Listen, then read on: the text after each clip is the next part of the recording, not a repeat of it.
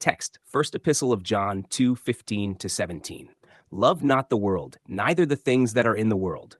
If any man love the world, the love of the Father is not in him. For all that is in the world, the lust of the flesh, and the lust of the eyes, and the pride of life, is not of the Father, but is of the world. And the world passeth away, and the lust thereof. But he that doeth the will of God abideth forever.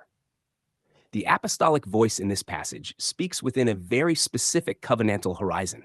The aged apostle writes not into abstraction, but into a moment of transition, where two orders stood in contrast, one fading, one established, one passing, one abiding. When he says, love not the world, the term world is not to be reduced to the created order itself, nor merely to general immorality in the broadest philosophical sense.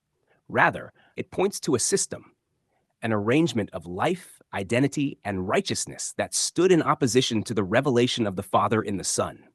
It is the structured realm of human boasting, religious confidence in the flesh, and allegiance to that which was already judged and nearing its end.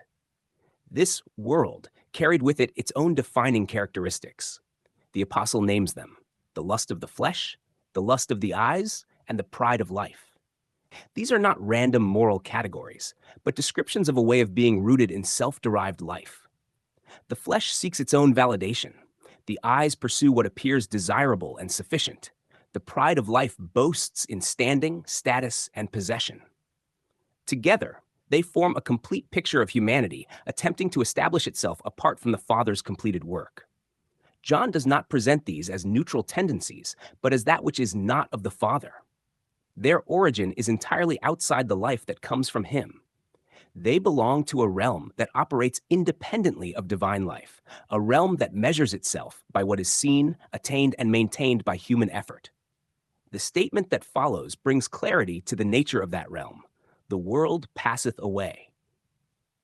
This is not merely a philosophical observation about the fleeting nature of existence, but a declaration tied to the unfolding redemptive moment in which John writes. The system he describes was not simply temporary in theory. It was actively vanishing.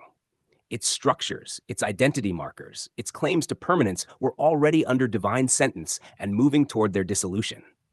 In contrast stands another reality: he that doeth the will of God abideth forever. The will of God is not presented here as a list of the achieved, but as that which has been revealed and accomplished in the Son. To do the will of God is to be found within that which he has brought to completion, to participate in the life that originates from him rather than from the world.